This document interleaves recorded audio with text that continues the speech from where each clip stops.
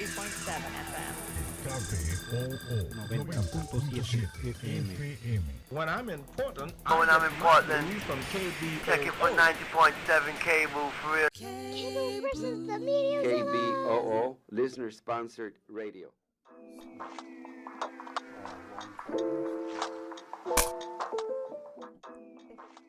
I think people really need to think about what matters and what matters to our community.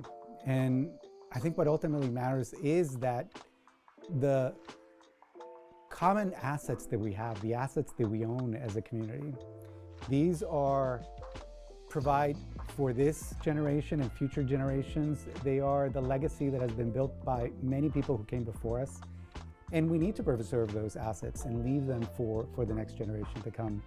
We need these spaces where, diverse voices are introducing concepts or joy, like I said, right?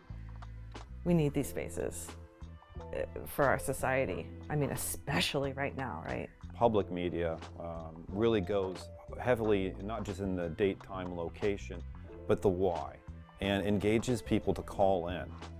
And so, that's really important. Why I think about public radio is that giving you that option to give your opinion as well on unique broadcasting that's happening in your area. Diversity is so important to me. It not only is important, but it makes me more comfortable. So the one reason I've been coming back here so often is because there's more diversity here than there is even outside of where I work. The challenge that we all face, all nonprofits too, and I'm not just talking about media, but all other nonprofits are going to be facing this type of reduction from federal funding. So really, these are the times for the partnerships. These are the times for everybody to pull their resources and, make sure that nobody, dies on the boat. What makes something local? There are so many different podcasts and news stories and news stations and ways to listen to music that are so condensed and centralized that have no buy-in to the community. And without something that has been built by the community, it's kind of like, well, what's the point of living anywhere if everywhere looks the same? We are in desperate need of new boards. As you and I were just talking, in 1994, they were new. We have been moving forward in broadcasting on 35-year-old equipment because we are focused on the community, not on revenue. It's going to make things a challenge financially just to keep it going. We're going to have to rely more on our listeners, more on the community.